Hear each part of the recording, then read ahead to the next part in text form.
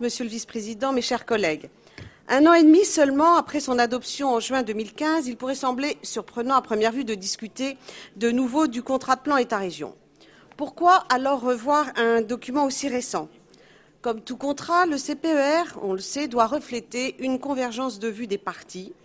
Or, suite au renouvellement des exécutifs régionaux, l'État a bien saisi que des recadrages s'imposaient.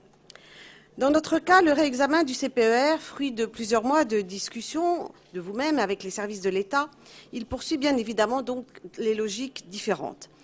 Celle-ci s'appuie en premier lieu sur un principe de réalisme.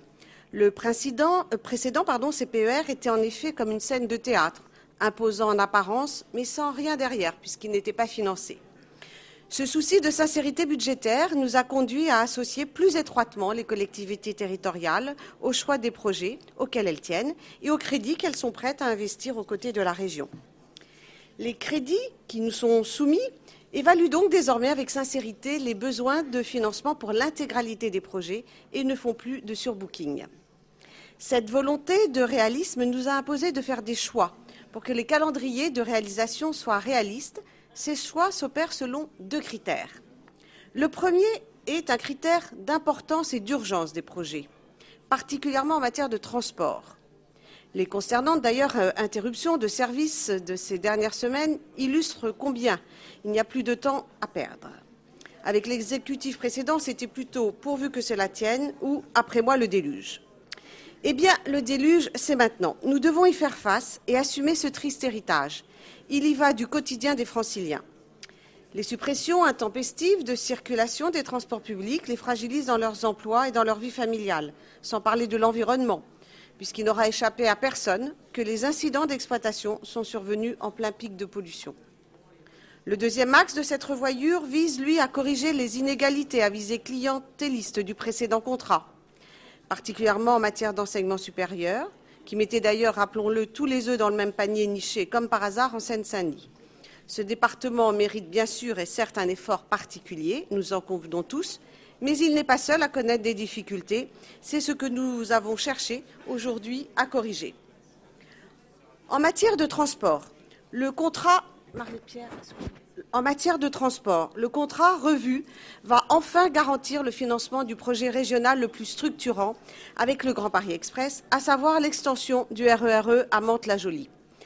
Il finance aussi, une bonne fois pour toutes, l'électrification tant attendue de la ligne P, dernière ligne fonctionnant, rappelons-le, au diesel, inscrite fictivement aux 3 précédents contrats sans jamais avoir abouti.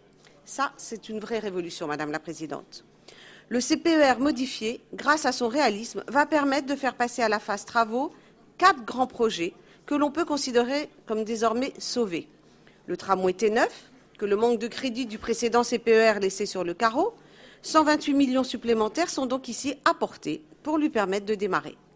Le tram-train Massy-Évry, qui est désormais pleinement financé grâce à une révision de la contribution du bloc local.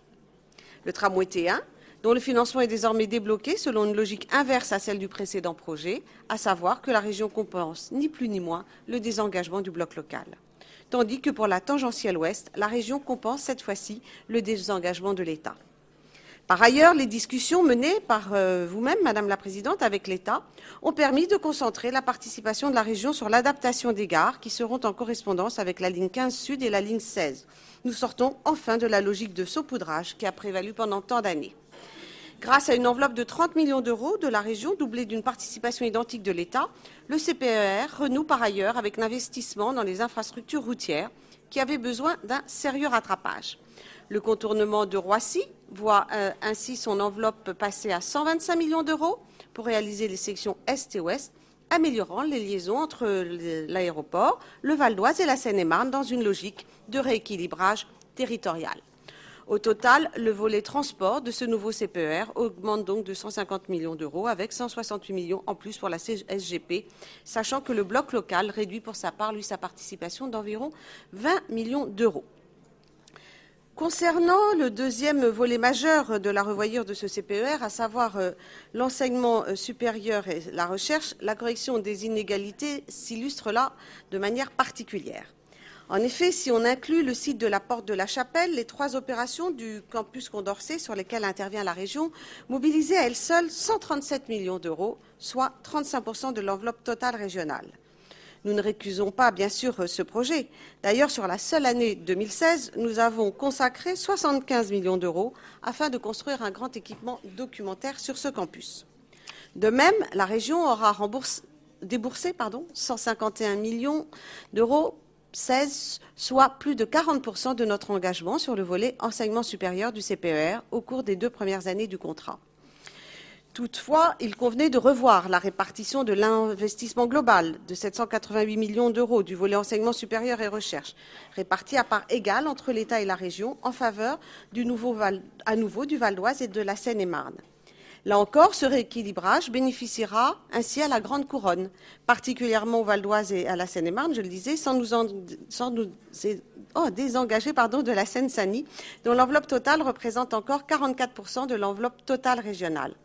Aucun autre département ne peut se targuer de bénéficier d'une telle manne budgétaire. Vous le voyez donc, le sectarisme et le clientélisme ne font pas partie de notre vocabulaire. Je m'adresse ici, évidemment, à nos amis de l'opposition.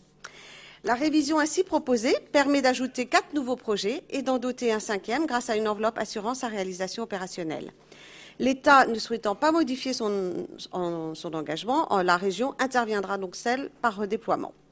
Après ce rééquilibrage, ce sont 5,9 millions de plus qui seront consacrés aux projets localisés en Seine-et-Marne et 20 millions d'euros supplémentaires sur le Val d'Oise. Madame la Présidente, chacun a pu constater les limites des politiques d'affichage sans lendemain. Les franciliens veulent une politique de vérité, de sincérité et d'équité. C'est ce qui transparaît dans ce contrat de plan révisé, qui assume des choix et des priorités et qui réunit des financements réalistes et adaptés à l'urgence de remettre en marche l'Île-de-France et de lui construire un avenir meilleur. C'est pourquoi nous y apportons évidemment, le groupe LR, tout notre plein et entier soutien. Je vous remercie.